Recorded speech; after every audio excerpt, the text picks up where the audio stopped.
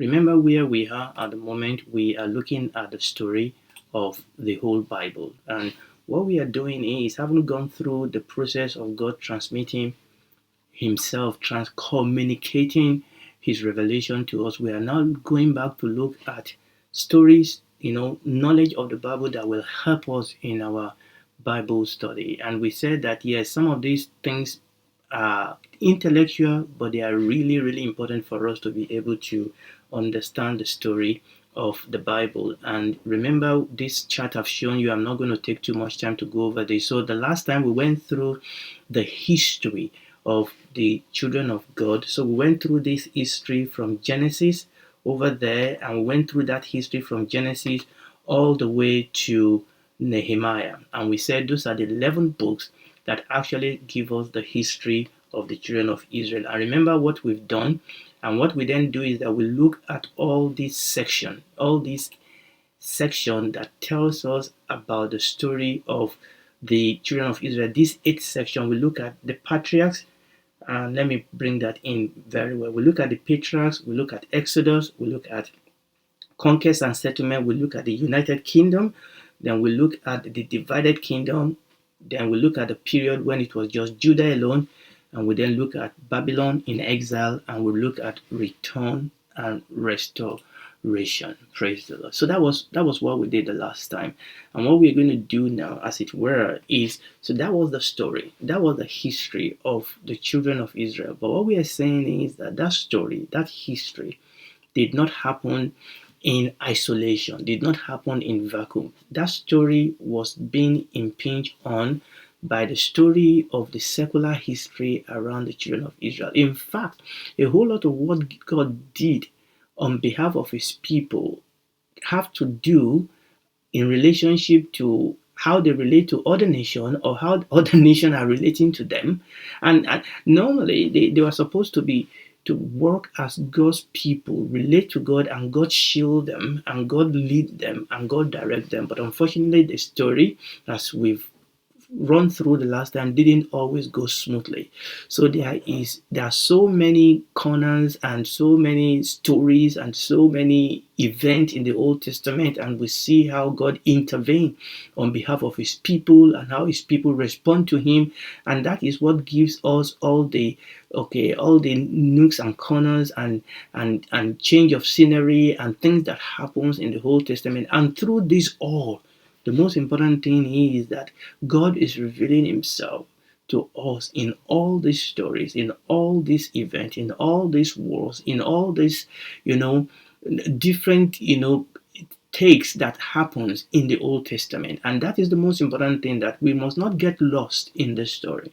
The story is to help us to see God, to know who God is as he reveals himself throughout the different situations and circumstances of his own people. And the same God today will reveal himself in our different situations and circumstances. So today what we want to do by the grace of God is to now look at the secular history that was an undercurrent to the story of the Bible that we all have come to know so much. And thinking about this story, what I decided is that we'll start with the Bible, even though we want to talk about the story of the secular history. So I felt that the best way for us to start is to start with Nebuchadnezzar's dream in Daniel chapter 2. If you've been a Christian for any length of time, I remember this is one of the stories you will learn as a child in a Christian Sunday school. One of the stories you will learn, in addition to the story of David and things like that, the story of Nebuchadnezzar, the dream of Nebuchadnezzar. So I want us to go to that story because I believe this story gives us a connection. It's one of those places in the scripture. There are other places. It's one of those places in the scripture that you can easily see the connection between Bible history and secular history. So let's read a couple of scripture from the book of Daniel chapter 2, and I'm just going to read a couple of scripture from there. So let's read from verses 31 to 36a. The children of Israel were in exile. Daniel has been taken as an exile, and here he has been trained as one of the wise men in Babylon. God has helped him and his three friends, Meshach, Shadrach, and Abednego. To cut the long story short, the king had a dream. The dream so much troubled the king that he asked his wise men to interpret the dream. He wouldn't tell them the dream. He wanted them to give him the dream, and he wanted them to give him the interpretation. The dream so troubled him, he wanted to be sure that the interpretation they gave him is the right interpretation. And the only way he could assure that is to ask them to tell him his dream, which was difficult. Like the wise men said, nobody can do that except the gods, they said. Tell us the dream and we'll tell you the interpretation. And the king said, no, I'm not going to tell you the dream, because if I tell you the dream, then you can just concoct up an interpretation for me. The only way I will know that your interpretation is right is if you can tell me the dream. They said we can't, and Nebuchadnezzar was really angry, and he decided that they should all be killed. And by the way, that would have included Daniel and his friend. So God gave Daniel and his friend the dream, and God gave them the interpretation. Obviously, you know the whole story. Daniel sought for time. He was given time. He called his friend. They prayed, and in the dream of the night, God showed Daniel the dream. And this was Daniel back in front of Nebuchadnezzar, and this was Daniel actually telling Nebuchadnezzar his dream. So Daniel said, "Thou, O king, sawest and behold a great image. This great image, whose brightness was excellent, stood before thee. The form thereof was terrible. This image's head was of fine gold, his breast and his arm of silver, his belly and his thighs of brass, his legs of iron, his feet part of iron and part of clay. Thou sawest till that a stone was cut out without hands, which smote the image upon his feet that were of iron and clay, and break them into pieces. Then the iron, the clay, the brass, the silver, and the gold broke into pieces together and became like the shaft of the summer threshing floor, and the wind carried them away, that no place was found for them. And the stone that smote that image became a great mountain and filled the whole earth." This is the dream.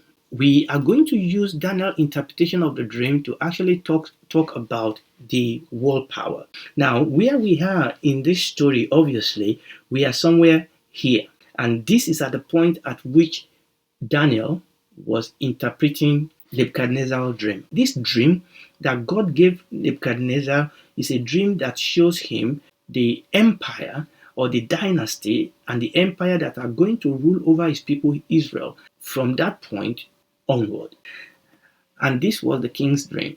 All right. So we don't know the dream. Nobody knows the dream, okay, because he's not telling anybody about his dream. And Daniel came, and Daniel said, "I'm going to tell you your dream." And Daniel said, "This is the dream. Okay, what you've seen is this image. It talks about the head, it talks about the breast and the hand, it talks about the groin and the thigh, it talks about the leg, and it talks about the feet of this dream." So Daniel gave the interpretation and said, "King, you are the head. After you will come another kingdom, Medo-Persia. After you will come another kingdom, which is the Greek. And after that will be the Romans. And after that, there will be the divided Rome." God actually gave Daniel the empire that are going to rule over his people, and indeed that are going to rule over the world, that are going to impact the world from the time of Babylon and going forward. The point where we are in now, this is from the exile, okay? We are now at the end of Kings, but he didn't stop there. So he's given him all the 5 portion of this head, and then he said something is going to happen.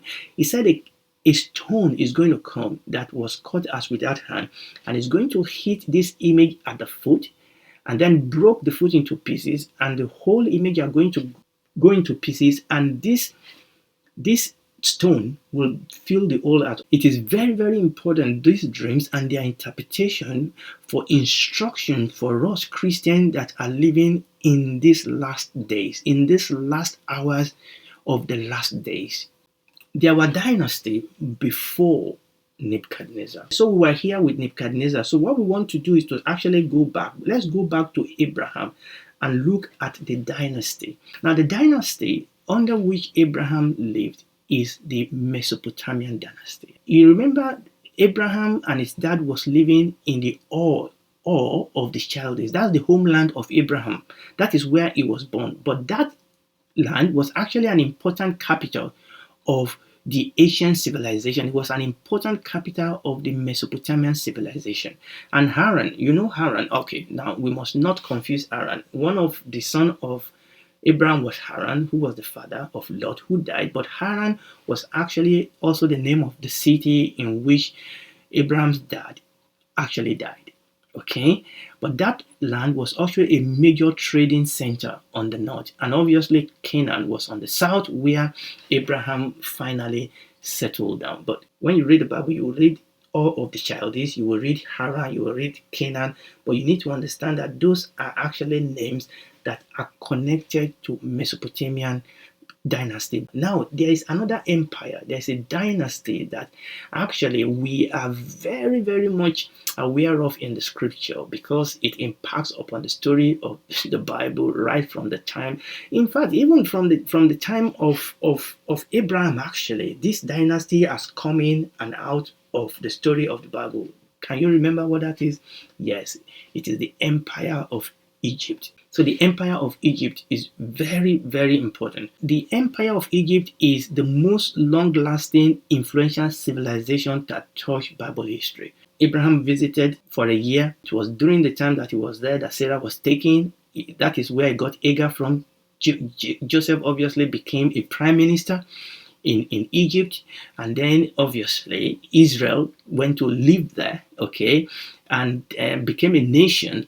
Essentially, while they were in Egypt, they were there for several generations, and then we have the Exodus. Solomon married the daughter of an Egyptian pharaoh, okay, and over and over again, the Egyptian actually also sacked and terrorized and attacked the children of Israel, okay, and also you have all these alliances between Israel and Egypt, okay. And most importantly, you need to understand that our Lord Jesus Christ himself spent some time in Egypt. Every empire that ever lived go through a cycle. And people have done this study. They've done this study. No kingdom of man ever survived forever. Every kingdom comes into power and they wane. There's a cycle. Okay, Britain once ruled the world. Okay, Persia, you need to understand that the Medo-Persia today is Iran. Okay, we have the Ottoman Empire. Every empire today, unfortunately, even the civilization, even the empire of America is slowly disintegrating because they have left the God that makes them great. And this is the story of an empire. Every single empire comes, I'm talking about ruling empire, they comes to glory. Something eat them from inside, they disintegrate from inside, and they went into oblivion, and another empire comes. And that is the story of the Bible. It's a story of the empire of men that comes one after the other. And that was the story that God gave to Nebuchadnezzar. Okay, he saw this empire. Okay, you are the head, but another empire is going to come. Another empire is going to come. Another empire is going to come. Another empire is going to come until the kingdom of God come, the kingdom that will have no end, the kingdom that will reign forever. So, after the empire of Egypt waned in strength from the end of the 18th dynasty of Egypt to the beginning of the era of Assyrian dominance, there was no single kingdom or empire dominating the ancient Near East. And this was the time during which all the story that you read about the judges happened. You know, the Bible says in those days there was no king. Everybody does what was right in their own eyes. So we have little nation coming against little nation. You really don't have a big empire like you've had the Mesopotamian, or you have the Egyptian empire, or like you are going to have the Assyrians and then the Babylonian. You didn't have any big empire. So you have little, local champions that and sometimes the Israelites also can be local champions in their little era. So that was the period during which you actually have the story of the judges. After that, we then have the rise of the Assyrians. The Assyrians were the one in power, obviously, during the time of the divided kingdom, okay, of Israel. So during the time of the divided kingdom, it was the Assyrian. They rose up to power. They rose up to being the empire, the superpower of their days. They were ruthless. The empire were known for their ruthlessness. They were very, very ruthless. They were strong. They were strong militarily, and they were determined to get control of trade routes. I mean, these people, unlike the Babylonian that comes after them, they come into place and they destroy everything. When you read 2 Kings chapter 17, verses 7 to 8, and verses 22 and 23, that is the story you will read how the Assyrian came to the northern tribe of Israel and they basically destroyed. Okay, they dispersed them and they put foreigner in the land of Israel. Now, Judah was oppressed by the Assyrian also, but Judah was not destroyed by the Assyrian. And you can read some of those stories in the scripture that you have on the screen. Praise the Lord. So the Assyrians, like every other civilization before them, also started winning because they have civil wars. They were fighting wars on many sides. Also, most importantly, because another world power was beginning to come. When the Assyrians lost their power, there was a vacuum.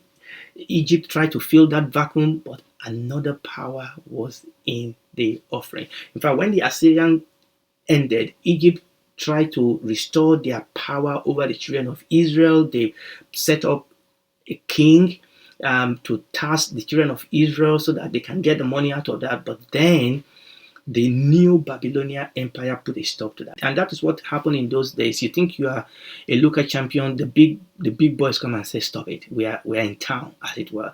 And this was how the Babylonian Empire came into power.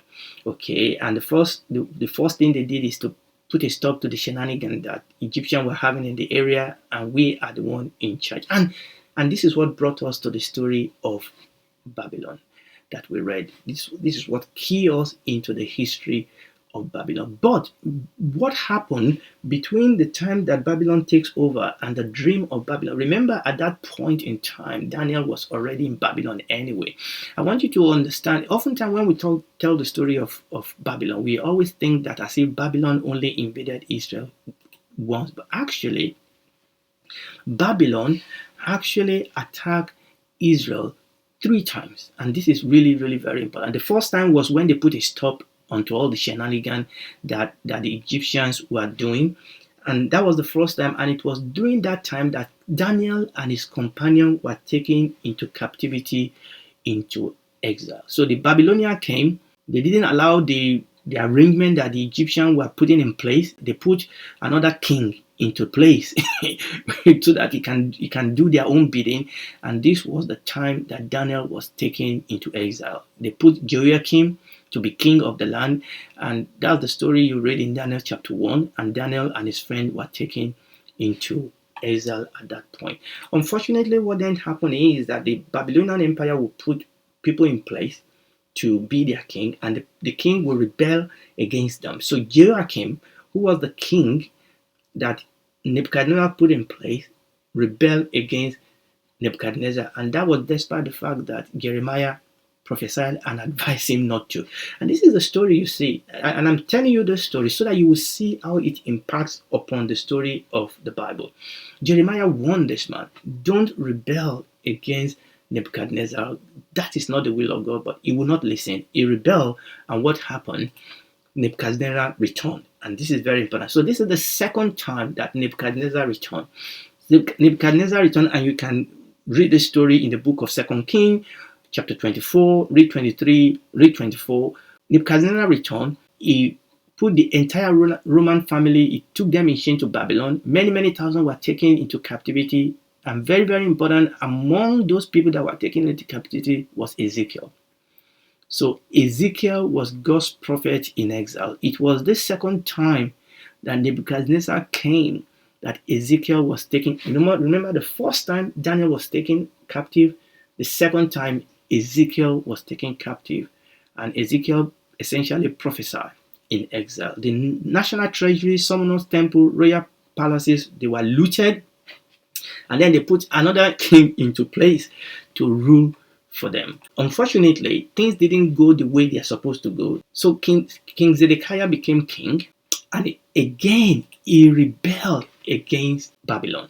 And that's despite the fact that again Jeremiah warned him in Judah And Ezekiel was warning them in exile. Remember, by this time, Ezekiel was already in exile. Jeremiah was warning them in Judah, just like he warned them before they wouldn't listen. Ezekiel was warning them, these are God's prophets par excellence. They wouldn't listen. What happened? Unfortunately, Nebuchadnezzar came the third time. And it was during this third time that Nebuchadnezzar came, that he burnt the temple. He destroyed the wall of Jerusalem. He blinded Zedekiah. He killed, in fact, before he blinded him, he killed all his sons. I mean, can you imagine how terrible that was? He killed all his sons before his face. He executed all the religious leaders of the land. And then he removed Zedekiah's eyes. I mean, how horrible. The last thing he saw was the death, the brutal death of his children, of his family, of his nation.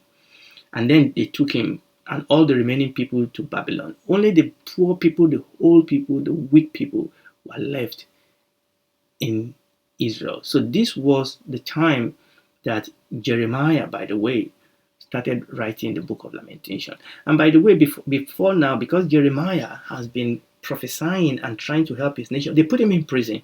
When Babylon came and destroyed the nation, they released Jeremiah from the court prison, and Jeremiah later wrote the book of the Lamentation of Jeremiah.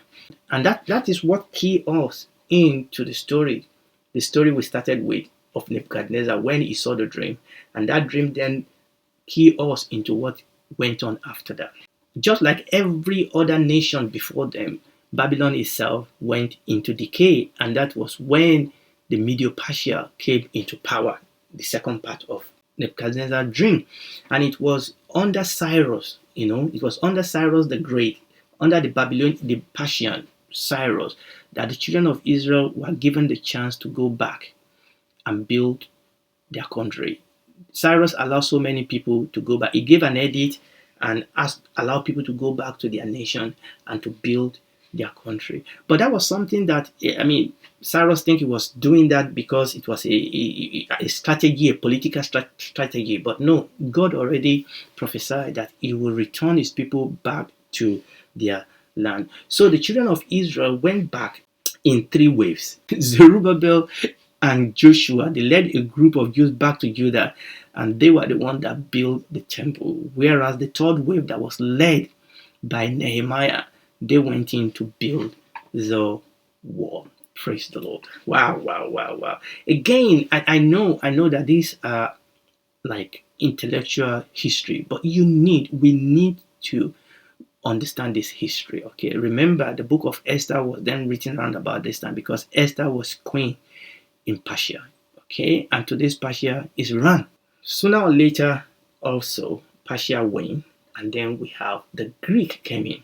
Okay, but the story of the Old Testament ended. For the children of Israel, that story ended with the story of Nehemiah coming back to rebuild the wall. And with respect to secular history, the story of the Bible ended with the story of Esther, and the story of Nehemiah going back ended during the Medo-Persia Empire. Okay, now, obviously, the story of the world didn't end. There was a period between the end of the story of the Old Testament and the beginning of the story of the New Testament, which is what we call the Inter-Testamental Period. And by the grace of God, somewhere in the future, we are going to talk about that. Okay, that was the story of the period between the Old Testament and the New Testament. And we know from history that that period covered a period of 400 years. So the story of the Bible ends here in Medo-Persia, all right? But the story of the New Testament starts here. So from middle of here to middle of here, that is what we call the Inter-Testamental Period. Those are the latter end of Medo-Persia, all the history of Greece, and the beginning of Rome are in the middle of the Bible. And it is important for us to understand that story also, so that you will understand what happened in the New Testament. Because when you open the New Testament, one of the things that strikes you straight away is that you start meeting people, you start reading things that were not there at the end of the Old Testament. How did that come to pass? And that is important for us to understand what happened in the middle. We'll stop there today by the grace of God. Thank you for listening today. Now, if you're listening to me and you are not born again, please, I beg you, The days are short. For God so loved the world that he gave his only begotten Son. All have sinned and fallen short of the glory of God. But God has given us his Son. He has made a way. Okay. And the Holy Spirit is tugging at your heart, letting you know that you are a sinner. But it's not condemning you. It's asking you to come. If you don't know you have problem, you won't seek help. But God said there's help. Jesus is the way, the truth, and the life. No man comes to the Father but by him. You can come to him and say, Lord, I'm a sinner. Just like you go to the doctor and said, I am sick. I'm a sinner. Help me. And he will. And all you need to do is to accept his medicine. To accept, is the blood that he has shed for you, is solution for your situation, which is the cross. Accept him into your life and you will be born again. You will become a member of the family of God and you will spend eternity with him in the new heaven and new earth. Do it today. Tomorrow may be too late.